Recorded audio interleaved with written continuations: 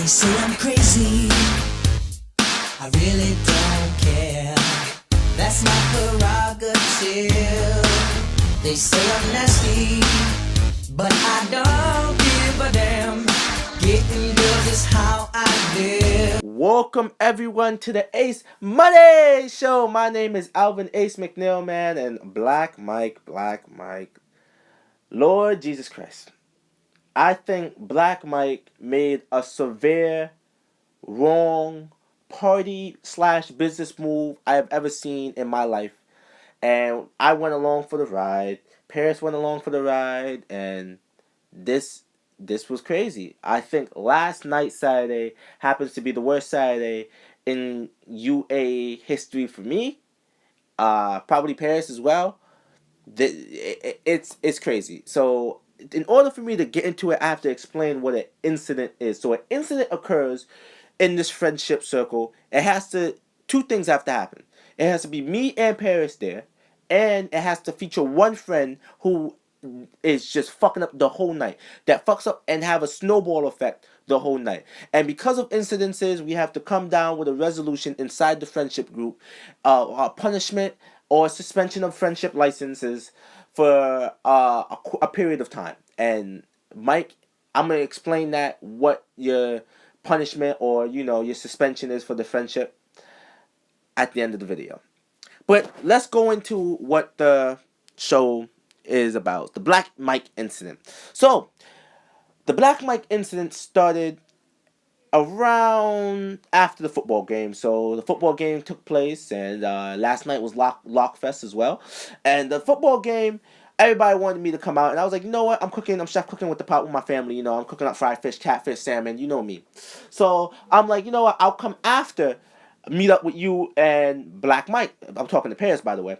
So I go out, head up in my car. As I'm driving down there, I get a text from my man's Pap. Pap is someone I know from journalism, who also played a major role in this incident. But since he's not part of the friendship circle, per se, it didn't affect him as much as Black Mike, but he was a major part of this incident as well. So I'm driving in the whip, he texted me, he's like, yo, bro, we supposed to go to Lockfest, but, tell me if there's a party going down tonight. He said this early in the day. So I told him, I was like, yo, we going to 209 Ontario, because I hit up my DJ Ciroc, I hit up DJ Akiva, and I was like, yo, what's the move for tonight? And they both said, yo, 209 Ontario. And since I'm good with them, I can get into the party for free. So I'm driving there, Paris and Black Mike are waiting for me. They said, meet me at Liberty. And Pat was like, meet me at Freedom when you done with them. So I'm like, all right, cool. So I pick up Paris and I pick up Black Mike, and Black Mike automatically says, yo, I need to go to the bank because I need money. He was the brokest one out of the group, and I'm sorry for shouting you out like that, but I have to explain all of the criteria, all of the planning that went into this shit. So Black Mike was like, yo, I need to go to SEFQ, So I'm like, all right, that's no problem, because I probably need a little bit more money myself. Since we're using my car, I probably might need gas money here and there. So, but I was like, first, we got to go get Pap. Pap is at Freedom Quad, and since Mike used to live at Freedom, he was like, bro, they got an ATM there, so it'll be a win-win. So I'm like, all right, cool. So we drive to Freedom, and as we drive in there, my man's Mike is playing sad XXXTentacion songs. Now, I don't mind it because I know all of XXXTentacion songs, but it just fucks up the mood, especially when you're going to hype yourself up to go to a party, and it's been a nice, mellow, nice night, and you just know in your feeling, you feel it, that you was gonna mac tonight, that you was gonna get some ass, that you was probably gonna get some digits, that you was gonna be on top of the world tonight, and you over here playing Jocelyn Flores and rock XXXTentacion. Not even look at me, XXXTentacion. Jocelyn Flores, XXXTentacion. And I'm just like, oh, God. So Paris was like, yo, turn this shit off. So we arrived at Freedom Quad. And as we arrived, I told Pap, yo, I'm downstairs. Come through. This nigga took 20 minutes and a fucking day to come downstairs. And his excuse for that was, I was watching a show called The Good Doctor, and I had to finish that up, and then I get dressed, and then I come out. So it got bothered me, because I'm like, damn, I'm accommodating this nigga by driving to you and picking you up, and you know what I mean? Like, we're going to this party together. I'm introducing you to my friend circle and shit. We outside, we're going to a free party. You can't beat that. Me and Black Mike was in the code. We had to knock on the glass window to have some girl help us go inside the fucking laundromat building so we could stay warm because of this nigga Pat. So, As soon as he comes out, you know, Black Mike get his money. We on our way, so we're driving, and Black Mike is still holding control of the aux cord. I don't know why the fuck we didn't take this aux cord away from him, but he's still in control of it, and he's still playing cheesy end of credits type songs that you could play at the end of the night after you reminisce. And I'm like, you don't play these songs right now. Play some hype shit. Play some shit that will be lit right now. So he ends up playing music that we would know we would hear at the party. And I'm talking about Dreams and Nightmares and Finito and shit like that. And I'm like, we don't want to hear these songs right now because they're gonna automatically play this shit when we get to the party. So we end up playing no music in the car on the way there. So we get there and we park the car and the car is getting good. So literally when I parked the car, the party was around the fucking corner. It was literally around the corner. We go into the party and we just walked in like, you know, we was lit, bro. We was in that shit. And I'm not gonna hold you, bro. This was a good venue party. This was probably the most venue house party we've been at so far. Like they had a whole DJ booth in the back, and the DJ booth was a little square area where the DJs and all the VIP niggas could stay in. Since I was VIP, because these was my DJs and shit, like I knew these niggas. We was back there, we was dabbing each other up. The only one that wasn't feeling it was Pap. And Pap let it know, and he was like, bro, should we leave this party? I was like, I don't think we should leave the party. They was playing good music. The speakers was jumping. And I will admit, there was more niggas and bitches in there. But, you know, you can outdo that by getting your side, you getting some of yours, and calling it a day. So, this nigga Pap was like, I'm going upstairs. I'm gonna leave. I'm gonna go upstairs. It's getting too hot down here. So I'm like, alright. So that's when Pap was the least of my worries. Because at least he's going upstairs. But before he left, I'm like, yo, if you go find another party, let me know and stuff. So he was like, alright, I thought we was going together. I said, no, you going up there. I'm gonna stay down here. I'm gonna enjoy the festivities. I'm gonna enjoy this nice shit right here. Because this is the first time I partied in a very long time. And I want to enjoy myself. So Black Mike get this inkling in the idea like, oh, bro, I don't want to stay here. He's right. There is more niggas and bitches. It's hot down here. Maybe we have another shot at another party. That's when parents looked at me and was like, bro, if we leave this party, you damn well know we're going to pay to try to go back to it. We're going to pay for another party when this is a free party right here.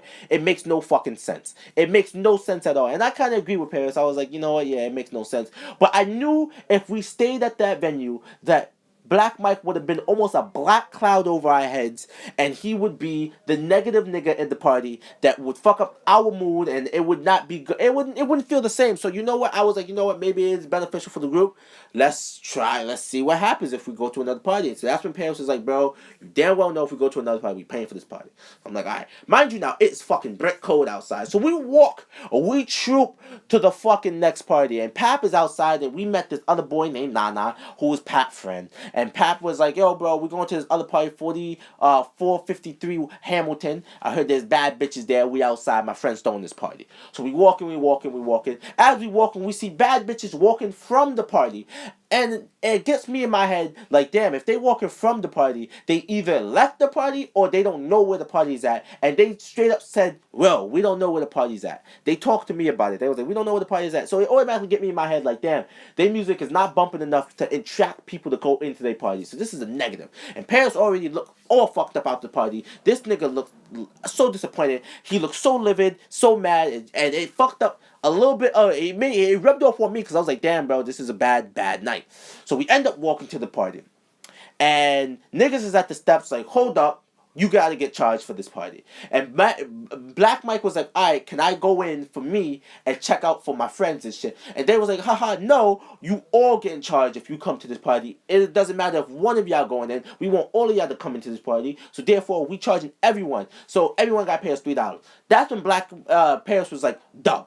And that's when Nana was like, dub. Them niggas didn't even make it up the steps. They was like, you know what? I'm not even going up the steps to accommodate this bullshit. To what was it called? What is it called? To basically enhance this foolery. They didn't want to do this shit. They was like, no, this shit's a dub. I'm not with this shit. So I wanted to see how this negotiation would work, because Mike wanted to have big balls in the group. This nigga wanted to lead the group to another party. So I want to see how he would negotiate this shit. How he would try to get us in. How he would finesse. How he would swindle. Because we introduced Mike to parties, and this nigga think he's running the show. So it has to be stopped, as Paris said.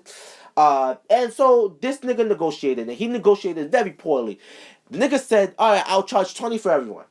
And nigga said, nah, I don't think so, let's charge 15. And then the nigga at the step was like, I'm not charging 15. Yeah, 15 sounds good. Fuck it. 15. So then Black Mike was like 11.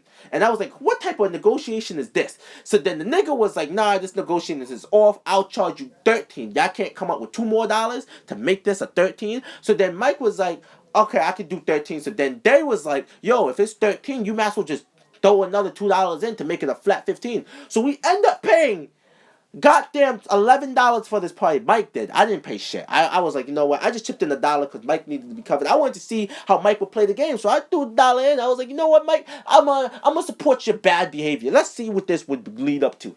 And we end up going to the party, and the party was ass. It was the worst get together party I've ever seen put together. There was no girls dancing. There was no. It was some good looking girls, but it was no macking. Paris looked out of it. Pat looked like he was at home because, by the way, this was Pat party. This was Pat friends party. He didn't get charged for it. He was going into the party regardless for free, and even he mentioned it like, bro, you can't just let me in, bro, because like I'm late. I know you guys. Come on. And so they was just like, you can get in, but your friends can't. They have to get charged. So that's how I knew Pat was in his natural element. So basically, he took us out a party that he wasn't a part of and brought us to a party that he was a part of, and his party was ass. I'm sorry, his shit was ass. And I was just like, oh my god, this is horrible. So then Mike had the idea. He was like, bro, let's just go with it. You know, I paid for the party. Let's just go for it. And I'm just like, Mike, it's not the principle. The principle of the matter is that you paid for a party when we just left a free party that was actually good, and we paid for a bullshitty ass party. So then Mike had the idea like, all right, let's leave. Let's go back to the first party. As if that was an option. As if that was a thing that we could do. Like, we could just slip out of parties to parties. And I'm like, Mike, you don't understand. This is the unwritten rules of house parties. You can't fucking do this. So I went to Paris, and Paris said, you know what? This is a dub. I'm telling you, I'm jacking it from now. This is a whole dub. If we go back to that party, they're going to charge at the door. And I'm like, you know what? It doesn't. Let's just go. Let's just go. Because Mike wanted to leave. So as we leave, and I'm describing to Mike the principles of what he just did. You basically paid for a party that wasn't even lit when we just left a party that was lit and it was free. And he was like, oh, it's just $11. That's, it's my money. It's up to me, which is true. I'm not going to hold you. It is his money. But it's the principle that you represented the squad at that point. You represented us. You represented me and Paris and Rob and everybody else in the group that wasn't even there, but was there in spirit. And you represented these niggas and you fucking failed. Oh my God, you failed. Oh God, you failed in leading the group in the right way. So we end up walking to the party. As we walk into the first party again, we see so many people who came from that party walking out. Mind you now, it is 1:30 at night probably. And this party ends, Albany party ends around 2. And this party happens to go till 3 and shit. Like, kind of like that. So we end up going to the first party again. And as we go to the first party, there's a group of guys that cut in front of us. So, I was like, you know what, let's see what happens when these first group of guys cut in front of it. They end up getting charged at the party. So then that's when I turned around and Paris walked away. In disappointment, in sorrow, in lividness, he walked away. And I'm like, oh, God. So then we met up with my other friend, Frank Daniels, and he was just like, bro, you should have been there, bro. The shit was lit. It wasn't bad, da-da-da-da, but they charge it now as if we wasn't in the party an hour and a half ago. As if we didn't leave the party when the shit was free. As if this decision that Mike made wasn't accounted for. Oh my God. Oh, it just, talking about it just gets me mad still. Talking about it, I talked about it with Paris that night and shit, and it just get me mad. So on the car ride back, bro, we didn't even pick up Pat because Pat was going to another party, and he's into the party scene more than getting dropped off at his house. So it was like, fuck it, fuck Pat, I'm sorry. This nigga just cares about the party more than he cares about the homies. So you know what? Just gonna leave this nigga there. And we end up driving, and there was no music. There was no talking. Everybody was mad. Everybody wanted to go home. And Black Mike knew his fate. He knew his fate, bro. His fate was that he fucked up majorly. If this was the business trade, he fucked up majorly. He fucked up the group. He fucked up the brand. He fucked up everything. And I'm sorry, Mike, you have to be punished or you have to be suspended. So his suspension is that Black Mike cannot hang out with us at any parties until after Halloween weekend.